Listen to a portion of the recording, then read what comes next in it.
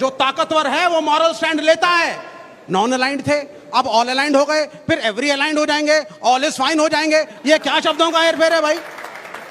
अरे भाई आप सीधा बोलिए, yes we are India, this is our stand. Today you have no stand. और पाकिस्तान को अमेरिका के राष्ट्रपति ने बुलाया, उसके फौजी जनरल को।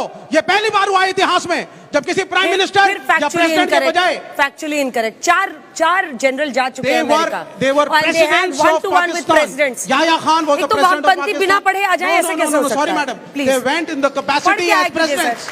Yahya Khan was the president. Musharraf went as the president. Nobody went as an army general. ये पहला आदमी है जो प्रेसिडेंट और प्राइम मिनिस्टर के बावजूद he has gone as an army general. क्यों? क्योंकि पाकिस्तान ने, मुझे दुख होता है कहने हुए, जो हमें करना चाहिए था इंडिया को, वो पाकिस्तान ने फॉरेन नीति में किया है। They are playing a proactive role with Iran, with America, North Korea हो गया, चाइना हो गया, कम्युनिस्ट कंट्रीज हो गई, पाकिस्तान। और ये डर है अमेरिका को और इजराइल को कि अगर पाकिस्तान खड़ा हो गया ईरान के साथ और न्यूक्लियर सप्लाई किए तो शायद विश्व के अंदर जो आगे सत्ताएं होंगी वो अलग तरीके की होंगी। ये काम भारत कर सकता था। We have everything, world class army, nuclear warheads, सशक्ति है, लोग हैं, टैलेंटेड मैन पावर है। पाकिस्तान इस बात की इजाजत देगा कि उसके बॉर्डर्स का इस्तेमाल किया जाए ईरान पर हमले के लिए? देखिए, पहली बात तो यह है, पाकिस्तान ऐसा कुछ नहीं करेगा। पाकिस्तान कोई ऐसा काम नहीं करेगा ईरान के खिलाफ। तो अब बात आती है तीन। देखो, अगर कोई मुस्लिम वर्ल्ड में कोई देश जो ईरान के साथ बिल्कुल खड़ा हुआ था वो था पाकिस्तान। वो ही एक प्रकार क्रिटिसाइज कर रहा था इजराइल को। तो कहने का मतलब ये है कि आसिम मुनीर सबसे ज्यादा पावरफुल बंदे हैं आज की तारीख में पाकिस्तान में। सर एक फंडामेंटल डिफरेंस, सॉरी आपको रुक रहा मैं, आसिम मुनीर की तस्वीरें लगा दीजिए स्क्रीन पर। ईरान का साथ भी दे रहा है, इजराइल को कंडेम भी कर रहा है। देखिए, इस वक्त पाकिस्तान के फील्ड मार्शल का ईरान आना कोई मामूली बात नहीं है। राष्ट्रपति ट्रंप ने आसिम मुनीर से मुलाकात की और फिर इस तरह का उनका ईरान दौरा ये संकेत देता है कि यदि अमेरिका ईरान के साथ सफल बातचीत करना चाहता है तो एक ही रास्ता है और वह है पाकिस्तान के रास्ते। हम अक्सर पाकिस्तान के भूगोल की अहमियत को नजरअंदाज कर देते हैं। इस ट्रंप के पास मोदी से मिलने के लिए 5 मिनट का भी समय नहीं था, वो आसिम मुनीर के साथ बैठकर लंच कर रहा है, गप्पे लड़ा रहा है। यह है नरेंद्र मोदी की दुनिया में एक नेता के तौर पर साख। और ऐसी साख बनी क्यों है? क्योंकि वो कायर है, कमक्ल है और संवेदनहीन है। देश की प्रतिष्ठा को मिट्टी में मिलाकर वो मजे करते फिरते हैं और उनके चेले इस मजाखोरी की बलाएं लिए फिरते हैं। जरा सोच कर देखिए कि यह भारत की कितनी बड़ी कूटनीतिक हार है कि अमेरिका के राष्ट्रपति ने पाकिस्तान के आर्मी चीफ को लंच के लिए बुला लिया। तौहीन है यह भारत की। और उसका स्वागत करते हुए ट्रंप एक बार फिर से सीज फायर पर मोदी को झूठा करार देता है कि पाकिस्तान महान है और दोनों देश महान है। अंतर्राष्ट्रीय कूटनीति में अमेरिकी राष्ट्रपति का किसी आर्मी जनरल के साथ व्हाइट हाउस में लंच करना दुर्लभतम घटनाओं में से एक है, क्योंकि अमेरिका का राष्ट्रपति किसी देश के राष्ट्रपति या प्रधानमंत्री से नहीं, उसके आर्मी चीफ से सीधे बात करे। यह कोई साधारण बात नहीं है। कायदा यह कहता है कि कोई भी बात एक राष्ट्राध्यक्ष दूसरे राष्ट्राध्यक्ष से करता है, वो छोटा हो या बड़ा हो। एक विदेश मंत्री दूसरे विदेश मंत्री से करता है। अगर आसिम मुनीर अमेरिका के किसी जनरल से मिल रहे होते तब भी बात समझ में आती है, लेकिन उनका स्वागत ट्रंप करते हैं और मोदी को नीचा दिखाते हुए कहते हैं कि सीज फायर मैंने कराया है। मतलब एक तरह से ट्रंप सीधे तौर पर बोल रहे हैं कि मोदी ने झूठ बोला है, सीज फायर में मेरी कोई भूमिका नहीं है। गौर कीजिए, मोदी की ट्रंप से क्या बात हुई, इस पर मोदी ने खुद कुछ नहीं कहा है। यह कहानी विदेश सचिव विक्रम मिस्री ने सुनाई है, लेकिन ट्रंप ने खुद कहा है और बार बार कहा है, हर फोरम पर कहा है कि भारत और पाकिस्तान में सीज फायर उन्होंने कराया है। ईरान के पास इतनी ताकत कहां से आ रही है कि भाई वो झुकने को राजी नहीं है, ना ट्रंप की सुनता है ना कहीं से भी झुक रहा है। इनाल, अगर हम ईरान की हिस्ट्री में जाएं तो ईरान पता नहीं दशकों से सैंक्शनड है। इसका मतलब वो यूएस की या अमेरिका की सुन नहीं रहा है। और ईरान अपने आप को वहां एस्टैब्लिश कर, ईरान के पास भू क्षेत्र बहुत ज्यादा है और वो उसके पास तेल भी है, तो उसको अपना इकोनॉमी भी चला सकता है। सैंक्शन है, लेकिन अब सवाल ये उठता है कि इतने सैंक्शन के बावजूद ऐसी मिसाइल्स कैसे बन पा रही हैं? हाँ। सबसे बड़ा सवाल ये है। और ये उसके लिए ये मिसाइल्स बनती हैं, वो उसकी अपनी इंडिजिनस टेक्नोलॉजी नहीं है। मैं आप लोगों को, दर्शकों को बता दूं, उसके पास नहीं है, क्योंकि कुछ ऐसी चीजों की जरूरत पड़ती है जैसे मेम्स होता है, माइक्रो इलेक्ट्रॉनिक मैकेनिकल सिस्टम। ये बहुत कम जगह फैब्रिकेट होता है, बहुत कम लोग बना सकते हैं बिना उसके जो इनकी घातक मिसाइल्स हैं। अब इनके पास हाइपरसोनिक मिसाइल्स भी हैं, जैसे खिबार शिकान है, और अभी उन्होंने जो अल कासिम करके सुलेमान जो सुलेमान थे जिनको मारा था इजराइल ने, उनके नाम पर भी एक मिसाइल बनाई है कि हज कासिम करके बनाई है, वो मिसाइल भी हाइपरसोनिक है। I have just one question. Here. Do you think suspension of Indus Water Treaty is a wrong decision? Sorry, do I think what? Suspension of Indus Water Treaty is a wrong decision, do you think? No, we haven't suspended it. We have put in abeyance. That basically means that the data will not be shared between the two countries, so they will not have the forewarning. Because देखिए, Pakistan is a agriculture economy. कि वो drought होगा, कि floods आ जाएंगे वहाँ पर. If there is no exchange of data, officials उनको नहीं बता रहे, हम नहीं बता रहे, plus we are threatening them कि हम अपने reservoirs बना लेंगे. वो आप कुछ नहीं बनाएंगे because they take time and investments. और तब तक Chinese will come in. तो हमने बेसिकली जो किया है, it doesn't go well with our profile of wanting to become a major power. ये छोटे मोटे मुल्क होते हैं ना, इधर उधर कुछ कर दिया types. When you are a major power, you have to think big. That's my thinking. Right.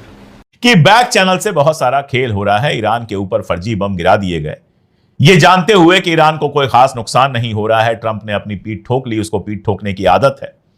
और उसके बाद ईरान से कहा गया, यार बस अब रहने दो, अब तेल अवीव के ऊपर हमले बंद कर दो, हम भी उधर से हमले बंद करा देते हैं। अब अगर ऐसा हुआ है तो 2-4 दिन में समझ में आ जाएगा। आज तो ईरान ने कोई बड़ा अटैक नहीं किया। सुबह जो मिसाइल अटैक्स की खबरें आ रही थी, वो बेसिकली बताया यह जा रहा है कि हूथी की तरफ से आई थी। हूथी ने कह दिया है कि अमेरिका के साथ जो हमारा समझौता हुआ था, उस समझौते को हम तोड़ रहे हैं और अब फिर से हमारी मिसाइलें बरसना शुरू होंगी रेड सी के अंदर। तो यह मुमकिन है कि सुबह का हमला हूथी नहीं किया हो। इजराइल में हाल क्या है? इजराइल का हाल बुरा है। 1/3 से ऊपर बताया जा रहा है तेल अवीव बर्बाद हो गया है। हाइफा में जबरदस्त बर्बादी हुई है। ऑयल रिफाइनरी बंद पड़ी हुई है, इंडस्ट्रियल कॉम्प्लेक्सेस बंद पड़े हुए हैं। उसके अलावा माइक्रोसॉफ्ट के बिल्डिंग पे जो बमबारी हुई थी, इंटीरियर मिनिस्ट्री की बिल्डिंग पे जो बमबारी हुई थी, मोसाद के कुछ हेडक्वार्टर्स पर जो बमबारी हुई थी, आईडीएफ के कुछ हेडक्वार्टर्स पे जो बमबारी हुई थी, उसने इजराइल को फिलहाल परेशान करके रखा है। वैसे भी 600 दिन हो गए, वहां पर भी कोई कंस्ट्रक्शन का नया काम नहीं हो पा रहा है। अब ये इतनी सारी बर्बादी के बाद जो कंस्ट्रक्शन के काम की जरूरत है, वो कंस्ट्रक्शन तभी हो पाएगा जब ये जंग रुकेगी। अगर ईरान की तरफ से लगातार मिसाइलें आती रहेंगी तो कोई कंस्ट्रक्शन नहीं हो पाएगा। और यहां जरा 1 मिनट रुक के सोचिएगा, ईरान की एब्जॉर्ब करने की क्षमता जो है, इजरायली हमले को एब्जॉर्ब करने की, उसको बर्दाश्त करने की जो क्षमता है, वो ईरान से बहुत ज्यादा है, बहुत ज्यादा बड़ा है वो इजराइल से। तो अगर आप एक आध इलाके में बम गिराएंगे भी तो दूसरे इलाके रहेंगे जहां लोग सेफ रहेंगे। लेकिन इजराइल जरा सा है। इजराइल के लिए ईरान की लगातार मिसाइलों की बमबारी बर्दाश्त करना बेहद मुश्किल है, इसको एब्जॉर्ब करना बहुत मुश्किल है। दूसरा, ईरान एक हिस्टोरिकल कंट्री है जहां जाने कितनी जंगें हुई हैं, पता नहीं कितनी जंगें वहां पे हुई हैं, करबला से लेकर आज तक, और उसके पहले भी जाने कितनी बार शहादतें हुई हैं, जाने कितनी बार जंगें हुई हैं। ईरान के लोगों ने बर्दाश्त किया है। वो हिस्ट्री कहीं ना कहीं उनके दिलो दिमाग में पैबस्त है। तो जितने मुमकिन जितने हमले हो सकते हैं, उनके लिए वो दिमागी तौर पर पूरी तरह से तैयार बैठे हुए हैं। इजराइल जुमा अभी 70-75 साल का है। आयतुल्लाह खामनेई की उम्र से भी बहुत कम है। और यहां ज्यादातर लोग बाहर से आकर बसे हुए हैं। लोकल तो कोई है नहीं, लोकल जो है उनको किनारे करके रखा गया है। तो वो बाहर से आकर बसे हुए हैं और उनको हमेशा आदत ये रही है कि गजा के ऊपर बमबारी हो और पहाड़ पर बैठकर आराम से उसको किसी टीवी न्यूज की तरह देखो, किसी टीवी प्रोग्राम की तरह देखो। खुद उनके ऊपर बमबारियां नहीं होती रही हैं, थोड़ी बहुत कभी इधर से हो गई, उधर से हो गई। इस तरह की बमबारी 70 सालों में पहली बार इजराइल के अंदर हुई है और इसको बर्दाश्त करना मुश्किल है। नतीजा क्या हुआ है? आपस में लड़ रहे पर भारत की खामोशी भारत को कितना नुकसान पहुंचा रही है, क्योंकि विदेश नीति के नाम पर हमारे पास एक नाकारा विदेश मंत्री जिसका नाम एस जयशंकर है। इन पर लेजर आई मीम्स तो बनते हैं, मगर जहां तक विदेश नीति की बारीकियों की बात है, इनकी सोच की वजह से लगातार भारत को नुकसान पहुंच रहा है। और अब कमजोरी इस हद तक पहुंच गई है, अमेरिका भारत की अर्थव्यवस्था को तबाह कर देना चाहता है, बंकर बस्टर बिल लाना चाहते हैं। आपको अंदाजा है कि हमारी विदेश नीति की नाकामी किस तरह से पूरे देश को आईना दिखा रही है। सबसे बड़ी बात, और एक बार फिर, ईरान इस्राइल पर भारत की खामोशी, गजा में 60,000 लोगों की मौत पर विदेश नीति की खामोशी भारत को एक जबरदस्त नुकसान पहुंचा रही है। सबसे बड़ी बात, भारत इस्राइल पर कुछ कहने से डरता है। अमेरिका के सामने उसका मुंह नहीं खुलता है। मैं आपसे पूछना चाहता हूं क्यों? और अब कमजोरी इस हद तक पहुंच गई है कि राष्ट्रपति डोनाल्ड ट्रंप भारत की अर्थव्यवस्था को तबाह कर देना चाहते हैं। सही सुना आपने, मैं जो कह रहा हूं गलत नहीं कह रहा हूं दोस्तों। अमेरिका भारत की अर्थव्यवस्था को तबाह कर देना चाहता है क्योंकि डोनाल्ड ट्रंप की पार्टी रिपब्लिकन पार्टी के सांसद बंकर बस्टर बिल लाना चाहते हैं। अब आप कहेंगे इसका भारतीय अर्थव्यवस्था से क्या लेना देना है? सबसे पहले इस नाम पर गौर कीजिए, बंकर बस्टर बिल। यह नाम सुना सुना लग रहा है आपको? जी हां, अमेरिकी B-2 बॉम्बर्स को बंकर बस्टर बम कहा जाता है, जिनका मकसद था ईरान पहुंचकर वहां के 3 न्यूक्लियर ठिकानों पर हमला करना। बंकर बस्टर यानी कि निशाना जमीन के चाहे जितना भी नीचे हो, यह बॉम्ब्स गिरते हैं और उसे नेस्तनाबूद कर देते हैं। हालांकि ईरान के परमाणु ठिकानों के बारे में ऐसा नहीं कहा जा सकता क्योंकि खुद अमेरिकी कह रहे हैं कि हम नहीं जानते कि कितना नुकसान हुआ, और उससे भी बड़ी बात, नुकसान होने से पहले ही ईरान ने अपना जो पूरा परमाणु जखीरा था वो दूसरी जगह शिफ्ट कर दिया था, हो सकता है कार की डिक्की में रखकर। मगर हम बात कर रहे हैं बंकर बस्टर बिल की। क्या आप जानते हैं रूस पर दबाव बनाने के लिए डोनाल्ड ट्रंप की पार्टी, उनके करीब 80 सांसद बंकर बस्टर बिल लाना चाहते हैं, जिसका मकसद है कि जो लोग रूस के साथ व्यापार करेंगे उन पर 500% टैरिफ लगाया जाए। और भारत खामोश है। स्वाभाविक सी बात है दोस्तों, जब आपकी विदेश नीति में नैतिक शक्ति ना हो, जब साहस सिर्फ ड्रामे तक सीमित रह जाए, सिर्फ विज्ञापन तक सीमित रह जाए, तो जाहिर सी बात है नैतिक शक्ति आप लाएंगे कहां से? मैं फिर आपसे पूछना चाहता हूं, डोनाल्ड ट्रंप की पार्टी भारत की अर्थव्यवस्था को बर्बाद करने के लिए 500% टैरिफ लाने के लिए, यानी कि यह कह रहे हैं कि अगर तुम रूस के साथ व्यापार करोगे तो हम तुम पर 500% टैरिफ लगाएंगे। भारत खामोश है, भारत कुछ नहीं कह रहा है। सबसे बड़ी बात, ट्रंप की नीतियों के खिलाफ उनकी अपनी जनता सड़कों पर उतरी है।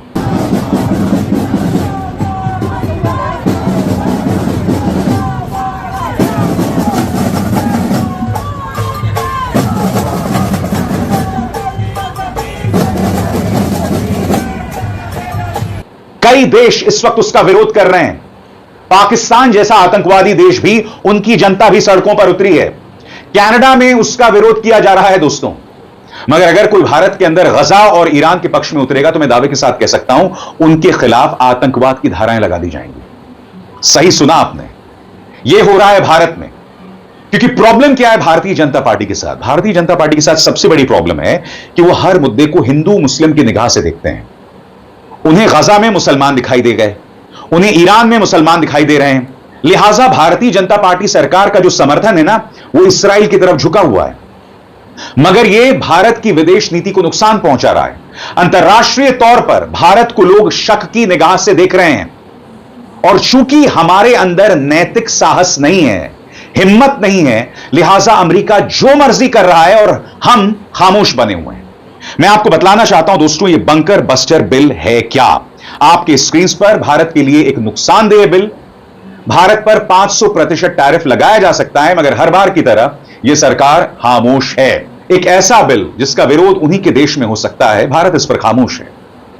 याद कीजिएगा, प्रधानमंत्री नरेंद्र मोदी की मौजूदगी में डोनाल्ड ट्रंप ने भारत को टैरिफ किंग बताया था। सबसे बड़ी बात, अब तक डोनाल्ड ट्रंप 15 बार बोल चुके हैं। भारतीय मीडिया मोदी पर बरस पड़ा। मोदी सिर दिखावे का शेर है, हकीकत में अंदर से खाली बर्तन है। आसिम मुनीर पाकिस्तान का फख्र है। पाकिस्तान ने अपना नाम बना लिया। ईरान को बचाने वाला पाकिस्तान ही है। पाकिस्तान की वजह से ईरान इतना ताकतवर बन गया है। अब ये काम सब इंडिया भी कर सकता था, इंडिया ने क्यों नहीं किया? भारतीय मीडिया सही फुल तप गया इस टाइम। मज़ीद अगर इस तरह की रिएक्शन वीडियो देखनी है तो हमारे चैनल आदि न्यूज़ को सब्सक्राइब कर लें, वीडियो को भी दोस्तों के साथ में शेयर भी कर लें और कमेंट भी करें, साथ में लाइक भी करें।